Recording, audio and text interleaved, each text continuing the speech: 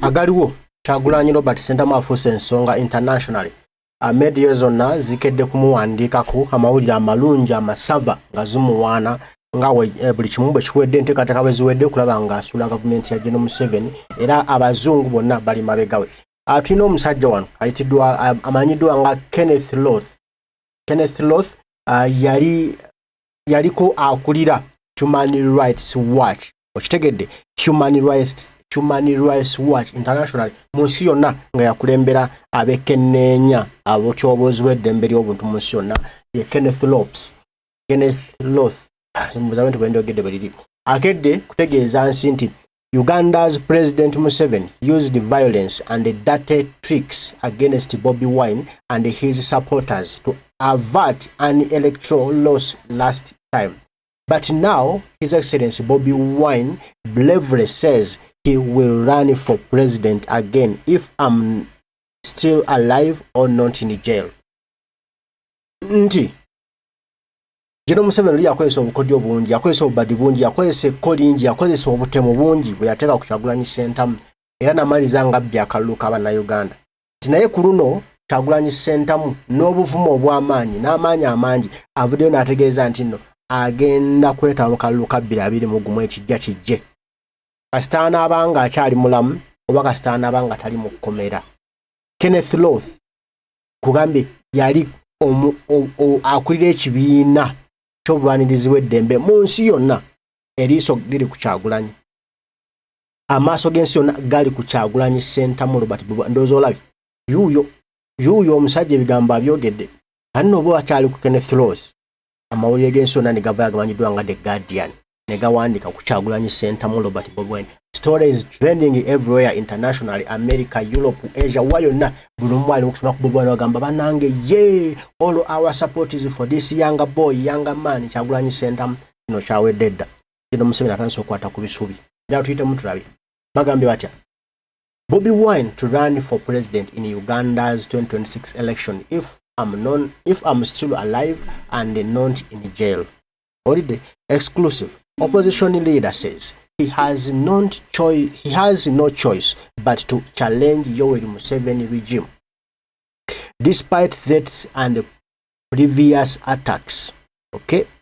Nti Kyagulanyi Sentamu Robert Bobi Wine agenda kwesimba ku kulembeze bw'eggwanga mu 2026 bw'abanga akyali mulamu obanga tali mu kkomera.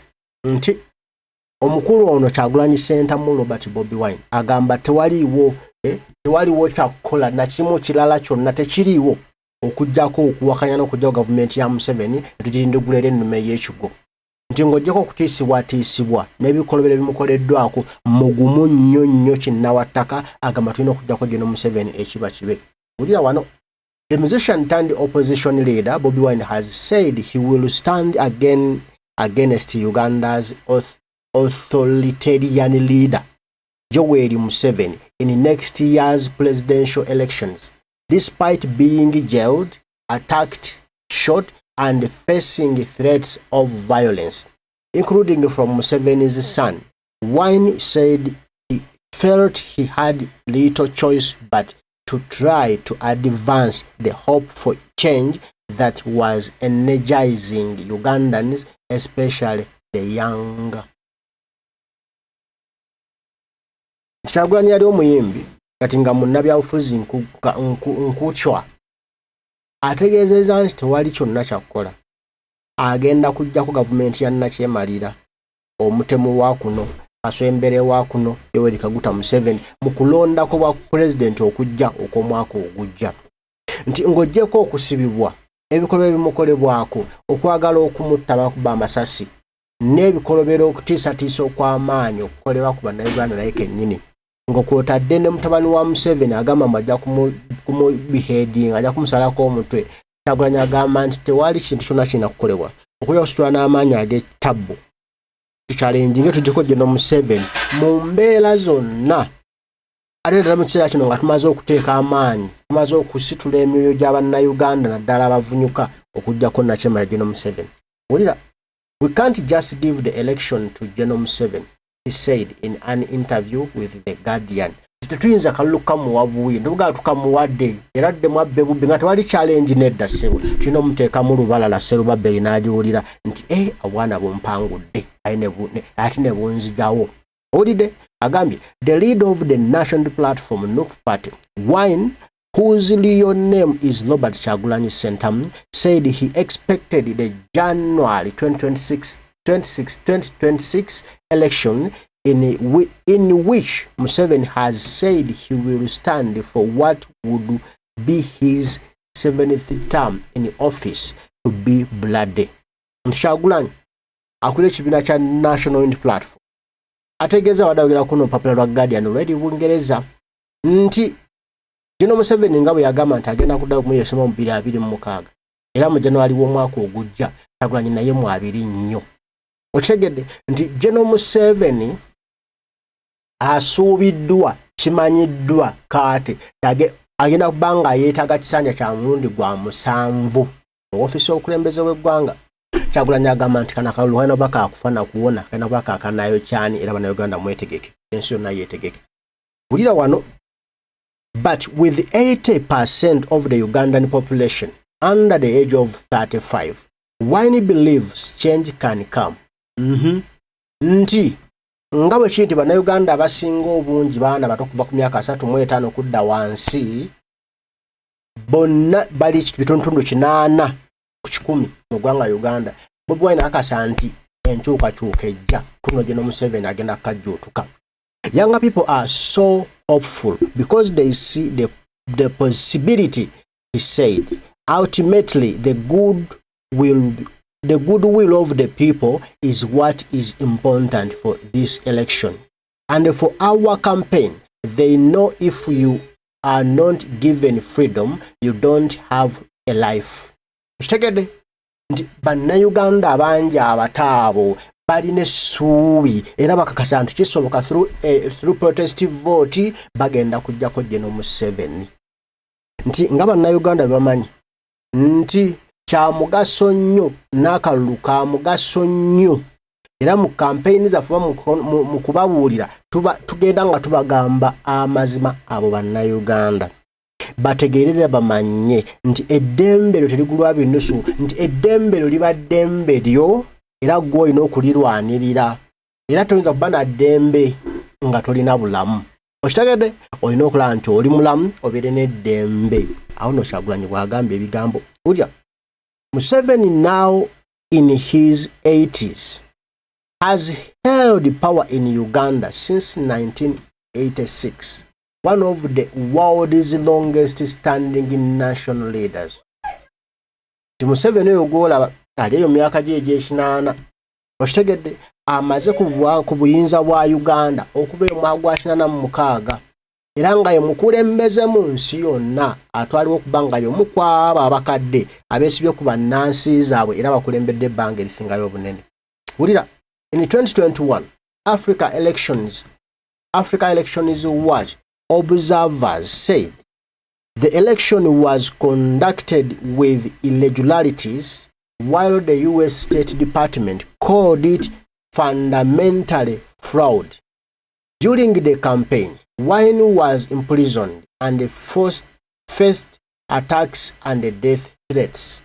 Okitegedde yakalulu ka 2021 ekitongole ekivunanyizibwa okulaba ebyokulonda ekya Africa Election Watch kyagamba akalulu ako kaali kafunyo nnyini ddala kaalimu ebirumira bingi.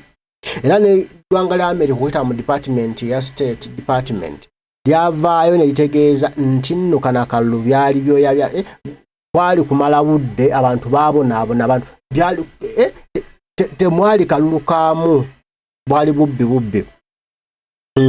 Nti era tujjukira bulungi twali mu campaign ezo Kyagulanyi Ssentamu yakolebwako ebikolobero bingi yasibibwa baamukolako effujjo pitirivu era n'okwagala okumutta. Mujjukira ebisajja bya black byamutambulirangako. Abasajja bawandiise eggulire lino balita ggulire mwankala tubba eggulire eddomu eriri nankandi kutuuseeko oliwulire jjiya. Are you ready? Siba olukoba kale tutambule. Olusibi olukoba lumyedde kale katuveewo. Wulira wano. I'm worried about what is ahead of course, said Wine.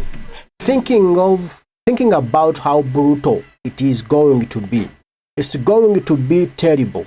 We are already seeing signs it will be more brutal. Last month, we had a by-election and one of my MPs died. They died after being tortured by the regime. Journalists were very badly beaten and observers from the US Embassy had to leave the field. Okitegedde? Kyagulanyi agambye nti mweraliikirivu kwebyo ebigenda okujja nti kyalwatu. Okitegedde nti Eno Museveni agenda kukola effujjo lyonna nga bwe lisemba mu kalulu ka 2026 era nti agenda kutta, agenda kuwamba, agenda kutulugunya kubanga kino kitandise okweyoleka kaate n'atujjukiza akalulu akabaddeyo omwezi oguwedde akanalukoola ak'Ekawempe North ekyabaddeyo nti era kyaviirako okufa kwa Ssegirinya abamutulugunyiza bamukozeko buli ffujjo nti ebyo byonna ebyakoleddwa era bye tugenda okulaba nti n'abalondoozi okuva ku embasi ya Amerika baatuka okutaako njabala nga balaba embeera ekoze eki efunze ekyonga efuuse kawumba weegoge.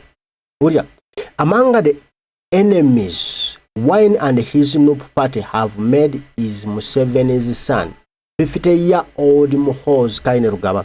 He was made Chief of Defense Forces by his father and is also chair of the Patriotic League of Uganda, which lobbies heavily for him to succeed the presidency. Kainerugaba has made vicious public threats to Wine on his social media account, including saying he was keeping a bullet specially for him. Olide nti mubamu kubalabe Kyagulanyi Ssentamu Robert Bobi Wine baalina mwine mutabani wa Museveni Muhoozi w'emyaka 5 beddudu n'omusobyo nti ono yakulira amagye ga Uganda era nga yamufuula agakulira ye taata we ate nga ono akulira n'ekibinja awo ekya Piraawo Masala nga kino kimutembeeta mbu abeere nga agirira taata we mu bigere. Okitegedde ono agamba nti mutabani wa Museveni akoze okutiisatiisa kungi nnyo mu lwatu eri Kyagulanyi nti ajja kumutta, ajja kukola biki byonna byonna n'okumusuubiza omukuba amasasi mu muntu amusaanyeewo. Ulya more reason to stand up, said Wine. Nti bino bye bimu ku nsonga ezimweyongeesa okwesimbawo tusobole okukomya effugabbi, tusobole okukomya emize emikyamu, tusobole okukomya family rule mu ggwanga lyaffe. Okitegedde? Awo nno Kyagulanyi ng'akutte mu ntooliro ng'Abazungu abatadde bw'ati ababuulira abwino ali e Uganda. Ulya, I'm convinced that if the world stands firm with us, 2026 could be a turning point. If the world leaders do not stand on the side of oppression, but help, if they criticize and distance themselves from the absence of human rights and democracy. Nti Kyagulanyi amanyi nti ensi singa eyimirira waffumu naffe naddala mu 2026 abakulembeze b'amawanga agenyo ne bayimirirawo ne bannayuganda batulugunyizibwa Eno Museveni agenda kuba kagumba weegoge agenda kuba takyaliwo nga tumugobedde wala. Okitegedde? Era nga tulina okulwanira eddembe ly'obuntu nga tulina amawanga ogasse gwadda amawanga go gasse binaagina nga gatuyambako obutawagira nnakyemalira wabula nga gawagira bannansi bawonyaabonyezebwa nnakyemalira. Bigambo bya Kyagulanyi Ssentamu Robert Bobi Wine. Wulira wano, I get the feeling right now that the international community is more concerned with diplomacy rather than democracy. More concerned with business than rights and freedom. Abakubye ku mutwe Abazungu agambye nti muli nnina okumatira n'okuwulira nti abasajja mmwe abali eno abajungu te mmwe mufa nnyo ku bitiibwa, temufa ku ddembe, temufa ku demokrasiya, ku nkola era enkulemberwa y'abantu ey'eddala ey'amazima. Era n'abawongera mufa nnyo ku bizinensi, kukola ssente okusinga okufa ku ddembe ly'obuntu. Obaani gwe mukozesa ssente kasitaba mutemu ne mwe kyemufaako kimu kukola ssente ebirala tebibakwatako. Wulira wano, Ono wamita Kyagulanyi akuba n'okutta ku mutwe. Asked about the impact of Donald Trump's populist presidency on Uganda, including the huge aid cut and the disinterest in peacekeeping of humanitarian concern, he said, "We are now in a situation where there is less concern for Africa. If life-saving aid is cut, then how will aid for democracy fare?" Okitegedde? Bambuuza ku bya Donald Trump byaliko ensangi zino okubanga yajjawo obuyambi obwali bwa Uganda. N'agamba Kyagulanyi nti bye tulimu kati tebitegeerekeka kubanga bajjawo obuyambi obuyamba bantu ba Africa.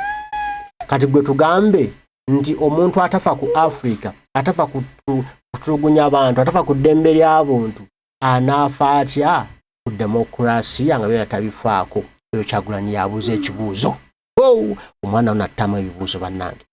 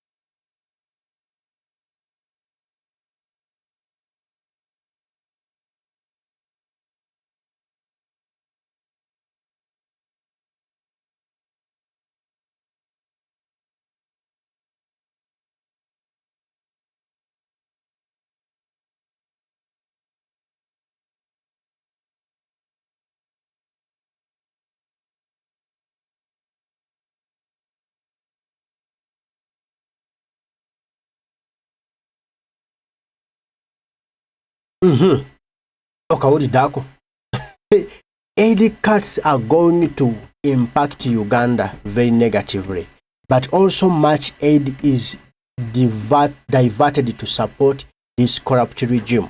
The aid that was helping in the health sector is not there anymore. So we are going to have less medicines and more bullets, he said. Mwana obongo busaza. Wija gwe bagambye nti okusala obuyambi obujje Uganda kigenda kutukosa nnyo nga bannayuganda.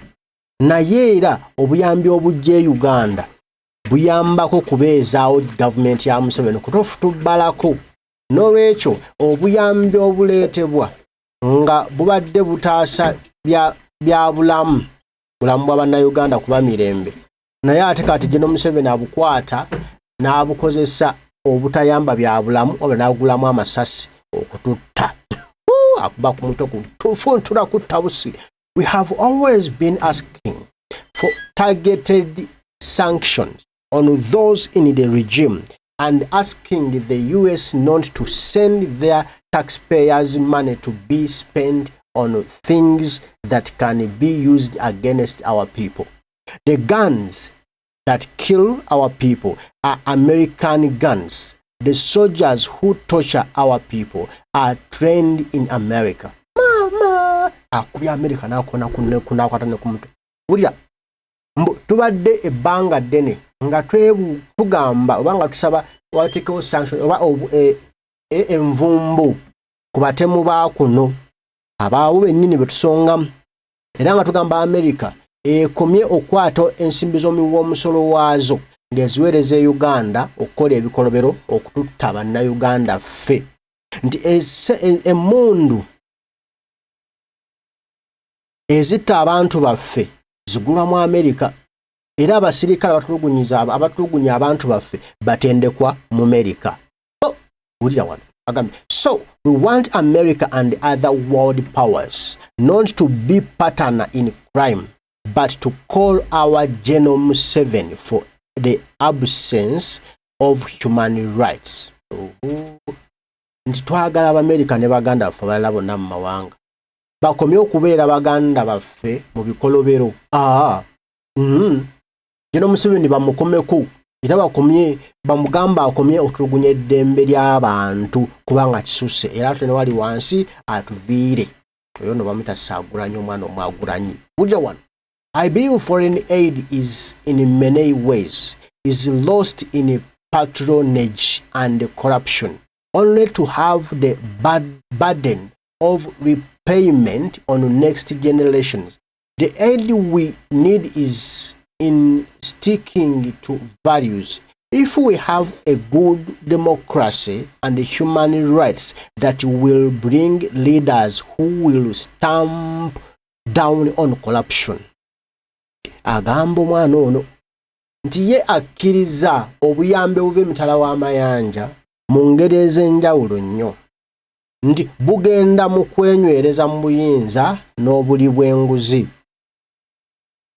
okulaba nga effe abatalina kye bakoze abatalidde ku ssente ezo tuteekebwako omutemwa ogw'okusasula ensimbi ezo n'abaana baffe n'abazzukulu baffe emirembe n'emirembe amiina naye nga zitumanyi bazibbye bo baliri beeyagala nti obuyambi bwe twetaaga bwakubeera nga buyimirira ku muwendo gw'abannayuganda bwe tuba nga tulina demokurasi ow'ekimmemmete n'eddembe ly'omuntu nga likuumibwa eryo erijja okulaba nga tufuna abakulembeze abafaayo era abafaayo eri abantu baabwe n'okukomya obuli bw'enguzi mu ggwanga Uganda. Wulira Kyagulanyi wano, we lose 2/3 of our annual revenue to corruption. 10 Ugandan shillings, $2.5 billion stolen every year. That figure comes from the Inspector General of Government. So it could be more. He could be giving us a low figure. Whichever way it is huge, he said. Nti buli mwaka tufiirwa kitundu 2.3 ebya bajeti y'eggwanga lyaffe Uganda mu buli bw'enguzi ssente. era bannayuganda 10,000 bafiirwa obuwumbi n'obumbi obubbibwa eza $2 billion 2.5 zibbibwa buli mwaka. Ogwo muwendo nno munene ate nga gwavudde mwoyo aigigi oba akulira ebyokulwanyisa obubbi bw'ensimbi z'omusolo mu gavumenti Betty Kamyan tulyomwe. Tumuwendo ogwo yagutuwadde ate guyinza okuba omutono nga yakuttekuttemu naye era gwonna gwe yatuwadde era mungi. Our debate burden is heavy. It will take us 97 years to pay back, and of course we have new predators, but I believe it is fixable. We have human resources. We have a young, energized population. We are endowed with natural wealth and resources. If corruption is stamped out, we can make every sector work that could rise us from poverty and indebtedness. Agamba nti omusimbi ogutubanjibwa muyitirivu era tujja kutwala emyaka 97 ogusasula. Kino Museveni gwe yeewoze. Naye ekizibu naye tufunyewo n'abo abazirya abalala baatendesa baakanywa musaayi. Naye yakakasa nti kino kisobola okutereezebwa. Okitegedde kubanga tulina abantu abakozi abasobola okubitereeza ebyo. Tulina abaana bato abalina amaanyi abajja okubikola ebyo. Akakasa nti tulina ebyobugagga ebyensibo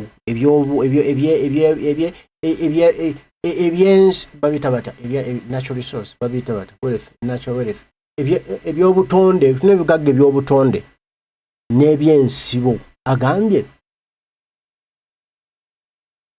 corruption obuli bwenguzo wanga bugobeddwa Uganda tusobola okukikola, tusobola okukola netugoba obwavu ewaffe era netweyagalira mu nsi yaffe nga ffe bannayuganda. Uje wano nno wakulu wano agambye Wine's wife, the author Babi Itungo Kyagulanyi was a linchpin in Wine's first parliamentary campaign in 2017 and joined him on the presidential campaign trail in 2020 with her own manifesto for women's rights.